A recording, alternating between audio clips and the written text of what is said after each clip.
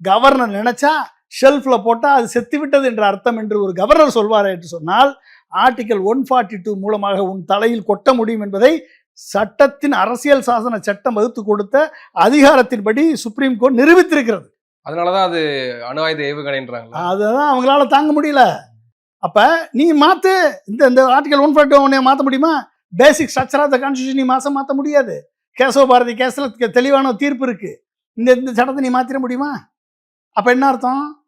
நீ கவர்னரா செயல்படல, நீ super chief மினிஸ்டரா நீ செயல்பட்டுக்கிட்டு நீ தேர்ந்தெடுக்கப்பட்ட சட்டமன்றத்தினுடைய மசோதாக்களை எல்லாம் தள்ளிட்டு குப்புற தள்ளிட்டு தேர்ந்தெடுக்கப்பட்ட சட்டமன்றம் எழுதி கொடுக்குற உரையை நான் படிக்க மாட்டேன், நான் என் இஷ்டத்துக்கு தான் பேசுவேன், நான் என் இஷ்டத்துக்கு தான் படிப்பேன்னு சொல்லிட்டு வாக் அவுட் பண்ணிட்டு போவேன். உன்னை பார்த்துக்கிட்டே உட்காந்துருப்பானா?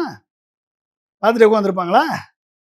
அப்போ ஒரு கவர்னர் ஒரு சூப்பர் சீஃப் மினிஸ்டராக செயல்படலாம், ஒரு கவர்னர் சூப்பர் சட்டமன்றமாக செயல்படலாம், ஒரு கவர்னர் ஏதாச்சிகாரமாக செயல்பட்டு மக்களால் தேர்ந்தெடுக்கப்பட்ட அரசை செயல்பட விடாமல் 3 ஆண்டுகள் தடுக்கலாம் என்ற நிலையை பிஜேபியினுடைய அரசாங்கம் உருவாக்கும் என்று சொன்னால், அதை ரெப்ரசன்ட் பண்ணக்கூடிய வைஸ் பிரசிடென்ட் அதற்கு வக்காலத்து வாங்குவார் என்று சொன்னால், இந்திய அரசியல் சாசன சட்டம் தெளிவாக வகுத்தளித்த 142 நீ தைரியமான ஆம்பளைனா கேன்சல் பண்ணி பாரு, கேன்சல் பண்ணு.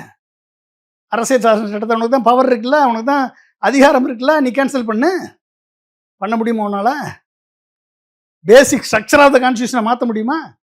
இது இங்கே மட்டுமா இருக்கு? இங்கே மட்டும் இல்லை, இந்த 142 மாதிரி சிமிலர் இது ஒவ்வொரு கேஸ்லையும் யூஸ் பண்ணியிருக்கேன். அன்னைக்கெல்லாம் வாயை மூடிட்டு இருந்தேன். எப்படி மூடிட்டு இருந்தீங்க அன்னைக்கு?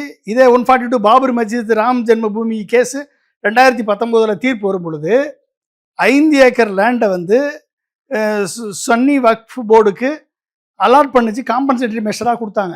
இதே ஆர்டிகல் 142 யூஸ் பண்ணி. ஏன் அன்னைக்கு நீ ஏன் பேசலை? நீ அப்படிலாம் கொடுக்கக்கூடாதுன்னு ஏன் சொல்லலை? ஏன்னா உனக்கு பாபரி மஸ்ஜிதை இடித்து ராமர் கோயில் நீ கட்டணும்.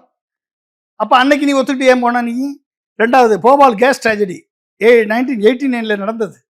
கிட்டத்தட்ட 400+ மில்லியன் காம்பன்சேஷன் கொடுக்கணும்னு சொல்லி கோர்ட் ஆர்டர் பண்ணிச்சு செட்டில்மெண்ட்டு. அதுவும் ஆர்டிகல் 142 பயன்படுத்தி தான் சொன்னாங்க. ஏன் அன்னைக்கு வாயை மூடிட்டு மௌனமாக இருந்தீங்க? அடுத்து environmental and social justice cases often invoked environmental pollution control, forest conservation and human rights, இதுக்கு 142 பயன்படுத்தி கேஸு கொடுத்துருக்காங்க.